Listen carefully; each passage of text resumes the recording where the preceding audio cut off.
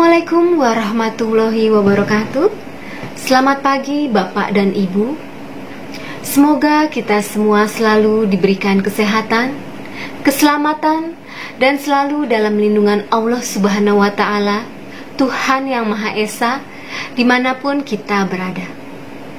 Perkenalkan, saya Megareta dari LSKMC, mewakili kelompok 1. Kami semua akan menjelaskan tentang etika profesi.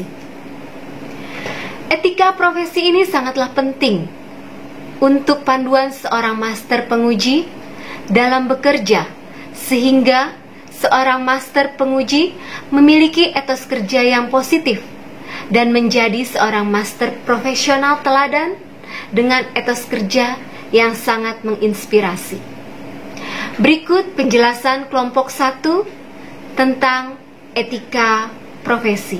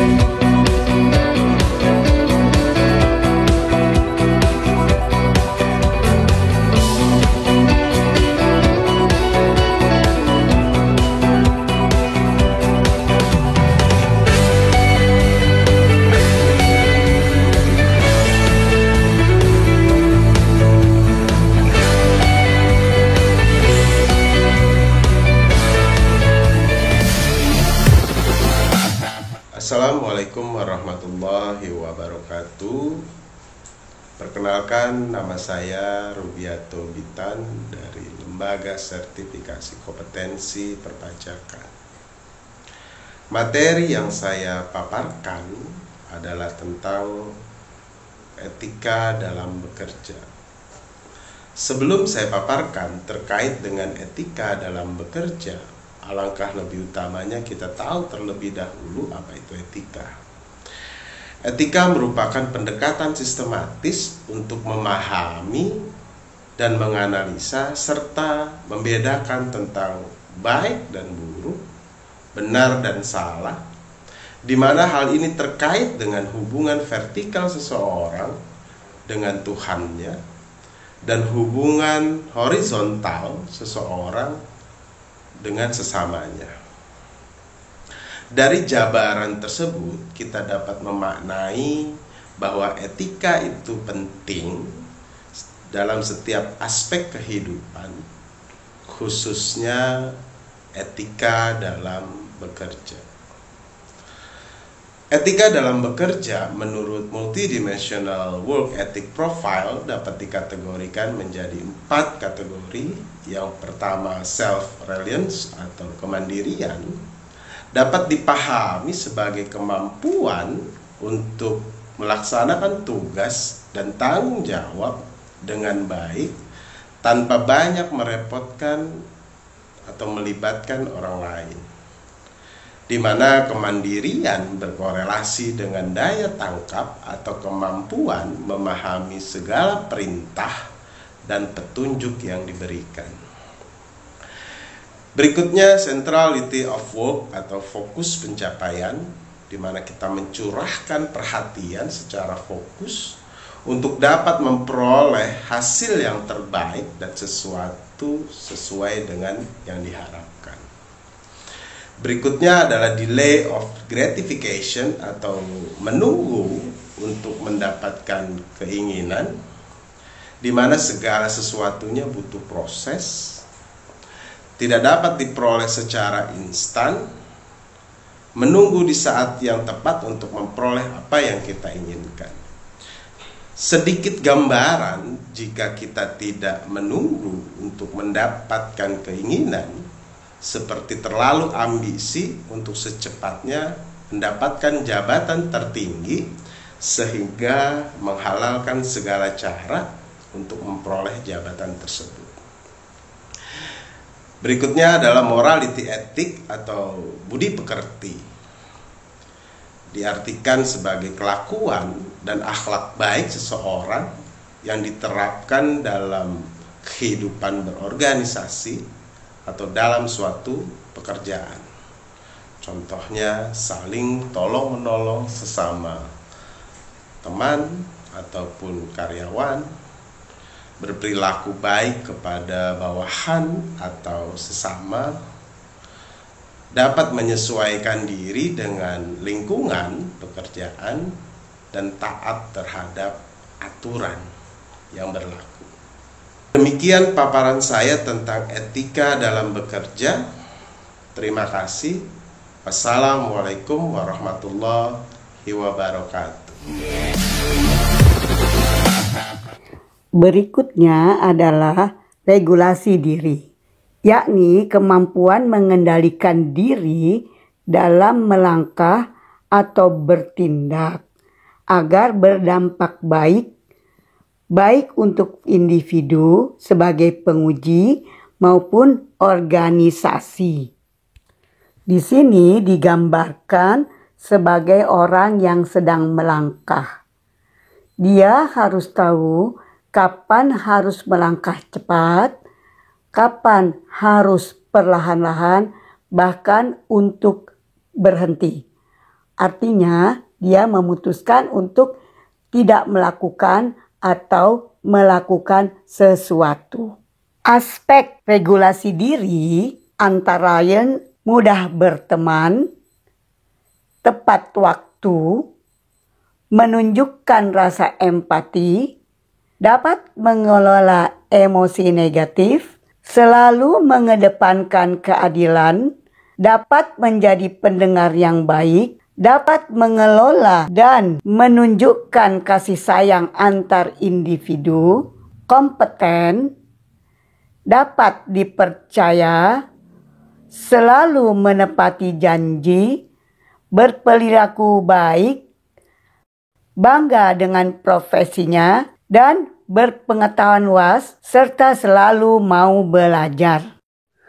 Bagi individu, regulasi diri akan membuatnya mampu bekerja secara mandiri, bertanggung jawab sesuai standar, dan dapat dipercaya. Bagi organisasi, penerapan regulasi diri pada organisasi dapat berupa etika yang diterapkan sebagai formula untuk menetapkan proses dan prosedur organisasi atau lembaga.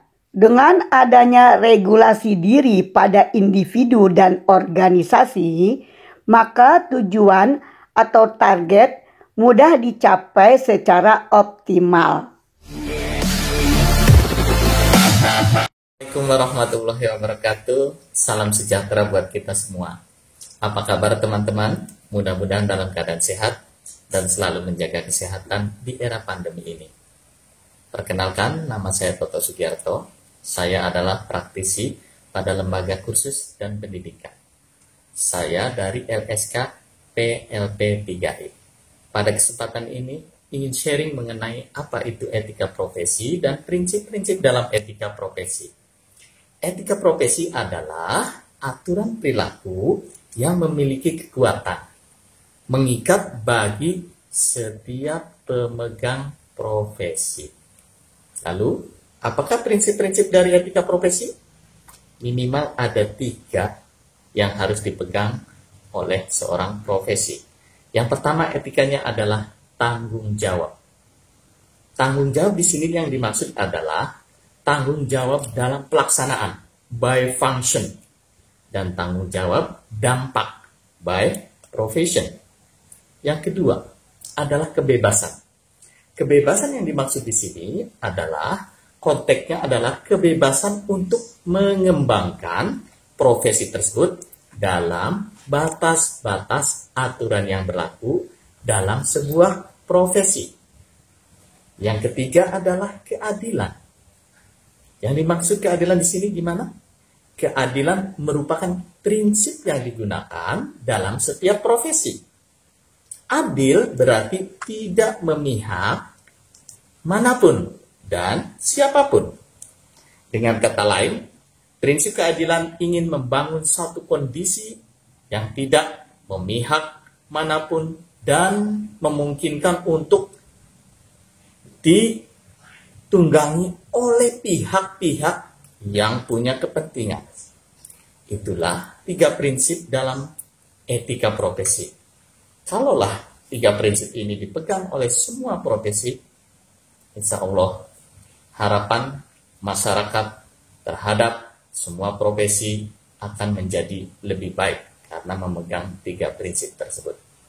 Terima kasih atas perhatian. Sampai ketemu lagi dalam kesempatan lain. Mohon maaf. Assalamualaikum warahmatullahi wabarakatuh. Salam dari saya, Dr. Wijaya, dari Lembaga Sertifikasi Kompetensi Akupunktur Indonesia. Saya akan mengulas mengenai etika komunikasi dan reputasi dalam kaitan dengan etika profesi penguji. Etika komunikasi. Pada prinsipnya, etika komunikasi yang baik adalah menyenangkan orang yang diajak berkomunikasi, lalu membangun diri lawan bicara, dan membangun relasi jangka panjang.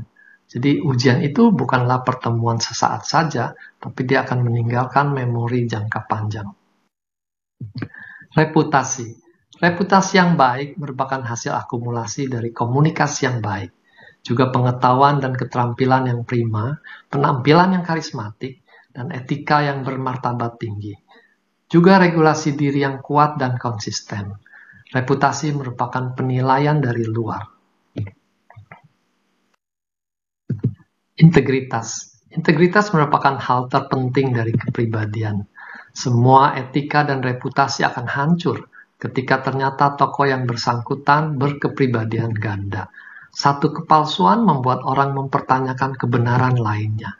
Jadi integritas adalah keadaan yang sesungguhnya dari identitas diri kita. Bismillahirrahmanirrahim. Etika profesi penguji. Assalamualaikum warahmatullahi wabarakatuh. Salam sejahtera untuk kita semua, para pemerhati dan pengamat tentang etika profesi penguji yang kami hormati. Sebagaimana kita ketahui bahwa etika profesi adalah hal yang sangat penting untuk dipakai semua pekerjaan profesional. Maka etika profesi sangat penting untuk diketahui agar kita menjadi seorang profesional yang sukses. Kemampuan yang dimiliki penguji jelas di atas yang diuji. Untuk itu seorang penguji harus bekerja secara profesional.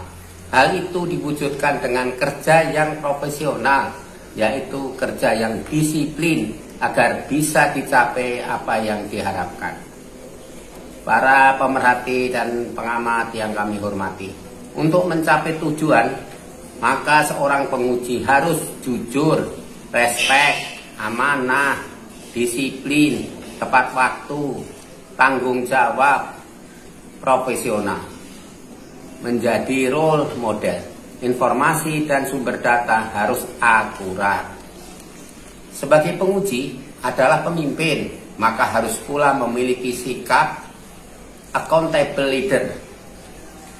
Harus sopan agar disukai orang, profesional.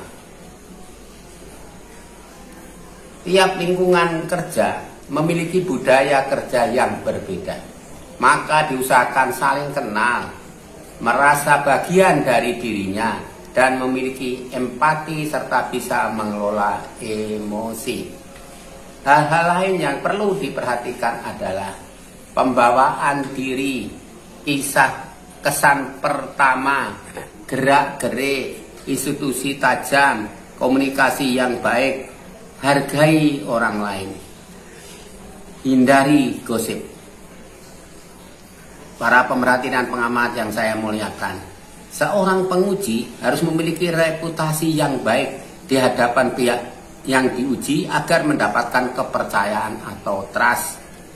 Bapak, Ibu, Saudara, dan para pengamat atau pemerhati yang kami muliakan, dari uraian tersebut dapat disimpulkan bahwa karena objek yang diuji adalah orang-orang yang akan masuk dunia kerja atau dunia profesi, maka mereka pun harus dibekali pemahaman etika profesi.